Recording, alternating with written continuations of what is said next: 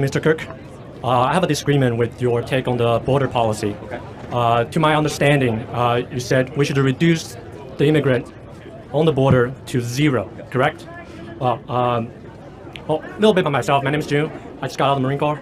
My whole career is about war on terror. Thank you for your service. Thank you. Well, at least that's what they told me when they throw me in Bahrain and told me on standby. I'm all about keeping the terrorists out of the country, but I disagree with you because historically speaking, more than 12,000 Chinese laborers built the railroads for America in the 1800s.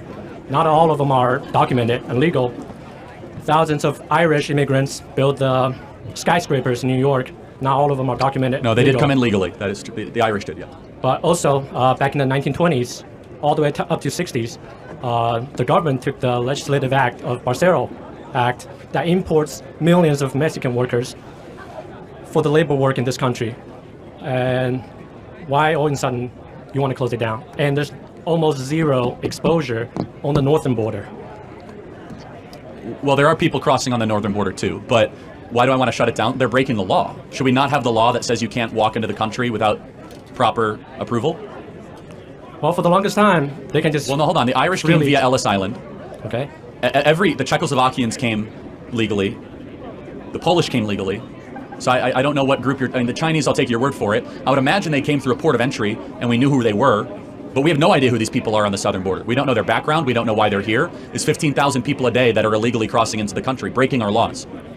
Okay, so for the past 50 years, there hasn't really been a fence or any sort of process to deport them or catch them when they cross the border. No, that's not true. We've had deportations for the last 30 years. In fact, we did mass deportations in the early 2000s. Even Obama deported about a couple 100,000 people a year. Why all of a sudden now everything, you want to tighten up everything? You know why? Because the border crisis has never been so bad. It used to be a couple hundred a day. Now it's 15,000 a day. Okay, so it's about the severity, not really about... It's both. I mean, I've always been a hawk on the border, but now it's reaching such a point where illegals are taking over schools in Chicago and New York, disenfranchising native-born American social services. And not to mention, the law is very clear. We have a process to come into this country, and they're deciding to break that law, which is a crime. Okay. Is there a better approach to this besides just shutting up the border? Yeah, also have Mexico do it, which Trump did. Mexico could secure the border as well, and they're choosing not to.